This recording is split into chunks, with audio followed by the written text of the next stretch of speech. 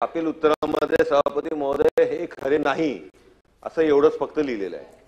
त्याला जोडून सभापती महोदय 3 नंबरचं उत्तर जर आपण बघितलं तर त्याच्यामध्ये शासन मान्य करतंय की 9105 कोटी पर्यंत हा खर्च गेलेला आहे आणि त्याच्यामुळे हा आकड्यांचा खेळ चालवलाय का? या सभागृहाची गरिमा आहे. सभापती महोदय, आपण आपला अधिकार आहे. असे जे दिशाभूल करणारे अधिकारी आहेत ज्यांनी या पद्धतीचं उत्तर दिलंय त्यांच्यावर आपण कारवाई करणार का? म्हणजे आम्हाला सदस्याला आम्ही जर या इकडे अभ्यास करून आम्ही जर कुठल्या गोष्टीची माहिती घेऊन या संदर्भात या इकडे प्रश्न मांडतोय, हे असे पद्धतीचे जे उत्तर दिले जातात सभापती महोदय, याच्यामुळे माझा मुळात या उत्तरालाच खऱ्या अर्थाने सर्वात प्रथम तर आक्षेप आहे. माझी आपल्याकडे मागणी आहे की आपल्या या उत्तराला जो कोण अधिकारी जबाबदार असेल त्याच्यावरती कारवाई आपण करणार का, हा माझा सर्वात पहिला प्रश्न आहे सभापती महोदय. सभापती महोदय, माझा दुसरा प्रश्न, याच्यामध्ये जो हे 10,000 कोटीचा खर्च आहे तो आता 9105 कोटी आपण लिहिलेला आहे. त्याच्यामध्ये हे काम कधीपर्यंत पूर्ण होणार याचं एक टाइम बाउंड पिरियड आपण स्पेसिफाय करणार का? आणि आता हे 9105 कोटी पर्यंत ऑलरेडी गेलेलं आहे असं आपण मान्य करताय, हे पूर्ण होईस तोपर्यंत अजून खर्च वाढणार, त्याच्यामुळे आपण एक टाइम बाउंड पिरियड मध्ये हे पूर्ण करण्यासंदर्भातलं शासनाचं धोरण काय? माननीय मंत्री महोदय. सभापती महोदय, पहिला जो प्रश्न होता तर खऱ्या अर्थाने त्याचा मुद्दा होता की गेल्या 30 वर्षांपासून अपूर्णावस्थेत असलेला सदर महामार्ग, सभापती महोदय, तो पहिलेचा जो रस्ता आहे तो साधारणपणे 5.5 मीटर आणि 7 मीटर रुंदीचा तो रस्ता आहे. आताचा जो काही नवीन आपण रस्ता प्रस्तावित केलेला आहे,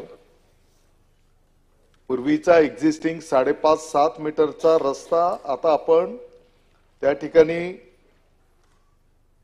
4 लेनचा करायला घेतलेला आहे. म्हणजे जुन्या रस्त्याचा आणि त्याचं रुंदीकरण, कॉन्क्रिटीकरण आता हे अशा पद्धतीने प्रस्तावित केलेलं आहे. त्याच्यामुळे पहिल्या रकमेमध्ये वाढ एवढी झाली असं आपल्याला त्या ठिकाणी निश्चितपणे म्हणता येणार नाही. अर्थात आताच्या घडीला जी काही सद्यस्थिती आहे, हा जो काही सागरी महामार्ग आहे रेवस ते रेडी 523 किलोमीटरचा हा रस्ता आहे आणि एकूण त्याची किंमत 26,463 कोटी आहे. आत्ताच्या घडीला 5.5 मीटर आणि 7 मीटर रुंदीचा जो रस्ता आहे तो साधारणपणे 4 लेन मध्ये कॉन्क्रिटीकरणाच्या माध्यमातून करणं असं त्या ठिकाणी अपेक्षित आहे. याचं 2 टप्प्यामध्ये सभापती महोदय नियोजन करण्यात आलेले. पहिल्या टप्प्यामध्ये साधारणपणे 9 पूल त्या ठिकाणी प्रस्तावित करण्यात आलेले आहेत. त्यांची किंमत आहे 9,105 कोटी. रेवस कारंजा, रेवदंडा, आगरदंडा, बानकोट, केळशी, दाभोळ, जयगड, काळबादेवी आणि कुणकेश्वर या 9 ठिकाणी हे पूल त्या ठिकाणी प्रस्तावित करण्यात आलेले आहेत. या 9 पुलांच्या पैकी 5 पुलाच्या वर्क ऑर्डर इश्यू करण्यात आलेल्या आहेत. 2 पुलांच्या संदर्भातला LOI इश्यू करण्यात आलेले आहेत आणि दाभोळ आणि काळबादेवी या पुलांच्या संदर्भामध्ये त्या ठिकाणी काही तांत्रिक बाबी आहेत, तर त्याच्यातनं मार्गक्रमण त्या ठिकाणी प्रगतीपथावर आहे. दुसऱ्या टप्प्याच्या माध्यमातून जे काही रस्ते आपण प्रस्तावित केलेले आहेत त्याच्यामध्ये 17,357 कोटी त्या प्रकल्पाच्या साठी त्या ठिकाणी लागणार आहेत. पुलांच्या भूसंपादनाची प्रक्रिया म्हणजे जे दोन्ही बाजूचे अप्रोचेस वगैरे त्याची आता अंतिम टप्प्यामध्ये आहे. साधारणपणे रायगड जिल्ह्यातले 26, रत्नागिरी जिल्ह्यातले 36 आणि सिंधुदुर्ग जिल्ह्यातले 31 पर्यटन स्थळ जोडण्याच्यासाठी पण अप्रोच रोडची त्या ठिकाणी मागणी करण्यात आलेली आहे आणि त्याचाही अभ्यास त्या ठिकाणी प्रगतीपथावर आहे. निरंजन. सभापती महोदय, कोकणाच्या पर्यटनासाठी हा सागरी महामार्ग अतिशय महत्वाचा आहे आणि त्याच्यामुळे मी मगाशी विचारल्याप्रमाणे खरं तर मंत्री महोदयांनी याच्यामध्ये कुठल्या पुलाचे किती काम चालू आहे याच्या संदर्भातली माहिती जरी दिली तरी एक टाइम बाउंड पिरियडमध्ये आपण हा काम करण्याच्या संदर्भातली भूमिका ही शासनाची आहे का? आणि माझ्या प्रश्नाचं उत्तर देताना मी सुरुवातीलाच विचारलं होतं की हे खरे नाही, याचं थोडक्यात बोलताना त्यांनी सांगितलं की याच्यामध्ये मी प्रश्न विचारला होता 30 वर्षापासून प्रलंबित आहे का, तर त्याचं ते म्हटलंय खरं नाही. पण मी त्याच्याबरोबर हे पण विचारलं होतं की 2000 कोटीचं 10,000 कोटी झालं का? आत्ताच आपण सांगितलं की रकमेमध्ये वाढ झाले. मग याच्या संदर्भातली भूमिका आपण उत्तर देताना सुस्पष्ट का नाही दिली? मग फक्त एका वाक्यात का उत्तर दिलं? आणि त्याच्यामुळे ही वारंवार सभापती महोदय जे होतंय त्याच्याबद्दलच माझा आक्षेप आहे.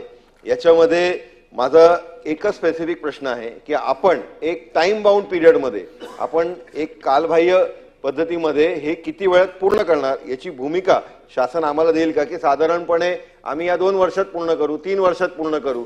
कारण कॉस्ट सातत्याने वाढते. आपणच आता सांगितलं की कॉस्ट परत अजून वाढली. म्हणजे 10,000 आपण मला वाटतं आता 17,000 म्हटलं काहीतरी. त्याच्यामुळे हे जे पैसे आहेत हे वाढत जाणार. आणि त्याच्याहून जास्त महत्वाचं सभापती महोदय, हे पर्यटनासाठी कोकणासाठी अतिशय महत्वाचा हा रस्ता आहे. माझी माननीय मंत्री महोदयांना सभापती महोदयांच्या माध्यमाने विनंती आहे की याच्यामध्ये टाइम बाउंड पिरियड आपण स्पेसिफाय करावा. सभापती महोदय, अधिकाऱ्यांवरती कारवाई. या पहिल्या प्रश्नाचं उत्तर ऑलरेडी सभापती महोदय दिलेलं आहे की तो मूळ जो रस्ता होता तर तो किती दिवसात 30 प्रकल्प पूर्ण होणार? वर्षापूर्वीचा रस्ता तो होता आणि त्याचा आता सागरी महामार्गामध्ये म्हणजे हा नवीनच रूपांतर झालेलं आहे. त्या ठिकाणी करायला घेतलेला आहे. आणि मी आपल्याला माहिती दिली की 2 टप्प्यात 2 फेज मध्ये या रस्त्याचा पहिल्या टप्प्यामध्ये पूल त्याचं काय स्टेटस आहे ते पण मी माहिती दिली. रस्त्यांच्या संदर्भातलं भूसंपादनाचं पण प्रक्रिया आता सुरू करण्यात आलेली आहे. आणि निश्चितपणे कालबद्ध पद्धतीने, कारण शेवटी कोकणच्या विकासाच्या दृष्टिकोनात हा रस्ता त्या ठिकाणी निश्चितपणे महत्वाचा आहे. त्याच्यासोबतच आता नवीन पण जी काही मागणी करण्यात आलेली की पर्यटन स्थळांना जोडणं, तर त्याचाही अभ्यास करून हे सर्व कामं लवकरात लवकर मार्गी लागतील या दृष्टिकोनातून MSRDCच्या माध्यमातून प्रयत्न केले जातील. श्रीकांत भारती. महोदय, माननीय निरंजनजींनी जे दोन्ही प्रश्न विचारले त्या दोन्ही प्रश्नात अत्यंत स्पेसिफिक आणि दोन्ही प्रश्नाची उत्तरं मिळाली नाही आहेत. ज्या पद्धतीने अधिकारी लिहितात तिथेच कन्फ्युजन आहे. तर माननीय मंत्री महोदयांना माझा आग्रह आहे की या विषयात स्पेसिफिक काय करणार. आणि माननीय मंत्री महोदयांनी दोन्ही वेळ उत्तर देताना म्हटलं की आम्ही कालबद्ध करणार. कालबद्ध याचा अर्थ तुम्हाला स्पेसिफिक सांगावं लागणार आहे की इतक्या महिन्यात करू, इतक्या वर्षात करू. आणि 30 वर्षापासून जर एखादा प्रोजेक्ट या पद्धतीने रखडत असेल आणि अख्खा कोकण त्याच्याशी डिपेंडंट असेल तर माझी विनंती मंत्री महोदयांना आहे की आता यासाठी सुद्धा आपण अधिकाऱ्यांना विचारणार आहोत का? हे सर्वोच्च सभागृह आहे की या कालावधीपर्यंत आम्ही हे प्रोजेक्ट पूर्ण करू. हे 100% मंत्री महोदयांनी सांगितलं पाहिजे. ते सांगणार आहेत का, असा माझा प्रश्न आहे. माननीय मंत्री महोदय.